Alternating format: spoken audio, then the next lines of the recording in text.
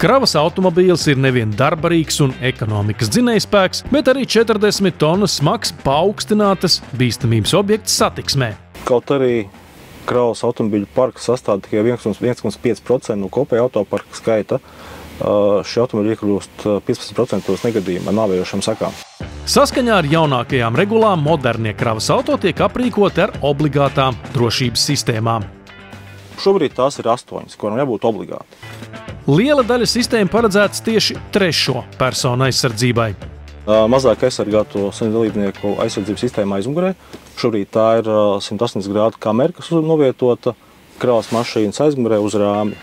Plašāku drošības sistēmu ieviešanu atbalsta arī citi drošas braukšanas speciālisti.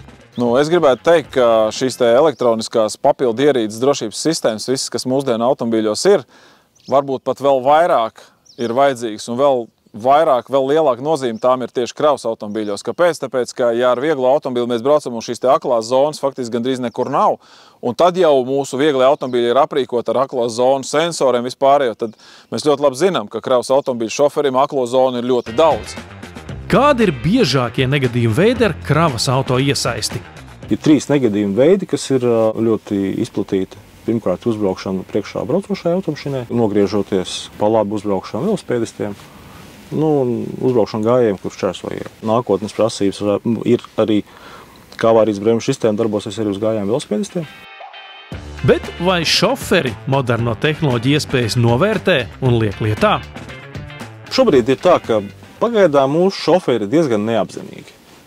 Tā ir viena lieta. Ne visi izmanto šīs sistēmas. Daudz izmanto sistēmas nepareizi. Ir daļa šoferi, kas šīs sistēmas uzreiz pēc motora iedarbināšanas atslēdz. Un tieši tāpēc es ļoti cenšos izskaidrot visu šo sistēmu darbību, lai tās netraucētu autovadītājiem. Lai nebūtu vajadzības tos slēgt ārā.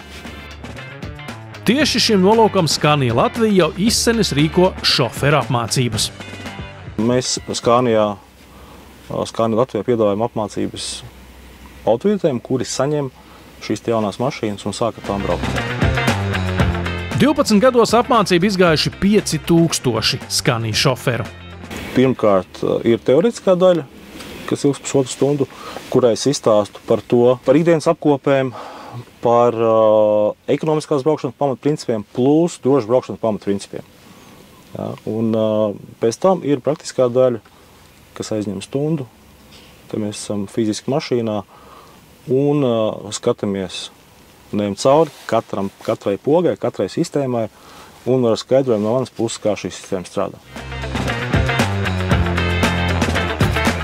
Un ja mums ir kaut kāda elektroniski palīgi ierīces, kas tomēr šīs aklās zonas monitorē citus satiksmes dalībniekus, izskrejošus cilvēkus uz ceļa vai vienalga, kas tas būtu, protams, tas tikai un vienīgi palīdzēs. Mainoties kravas automašīnu piedziņas veidiem, mainīsies arī apmācību saturs. Scaniai jau izsenis ir pieņemts lēmums, kad Scania grib būt ilgspējība transporta līderis. Un ir izstrādāti soļi, kurus mēs, ejot konkrētā periodā, varam šo mērķi sasniegt. Un soļi diezgan skaidri. Tātad alternatīvās degvielas, gāze, biometāni, atjaunojamies biodīzels. Tas ir kā starposms pašreiz, kuru mēs attīstam līdztekus elektrokravas mašīnām, bet mērķis ir viennozīmīgi būt dekarbonizācijai 100% apmērā, un, lai mēs sasniegtu to, mums ir vajadzīgas elektriskās kravas mašīnas. Pamatā ir stāsts tieši par akumulātoru temperatūru. Jo pārējās sadaļas ir diezgan līdzīgas kā standarta kravas automobilim, izņemot to, ka ir elektriskais motors. Scania jaunais attīstības periods noslēgsies 2032. gadā, kad pusēji saražoto automašīnu jau būs elektriskā piedziņa, bet otrai pusēji alternatīva vai joprojām dīzeļa. Mērķis ir piedāvāt klientam risinājumu biznesā, kā viņš varētu ar šo elektrisko kravas mašīnu būt efektīvs, drošs un, protams, arī ekonomiski, lai tas viņiem būtu izdevīgi. Mums ir jāizglīto cilvēki, jāizglīto autovadītāji un, protams, arī transporta firmu īpašnieki, lai viņi redzētu un saskatītu to iespēju.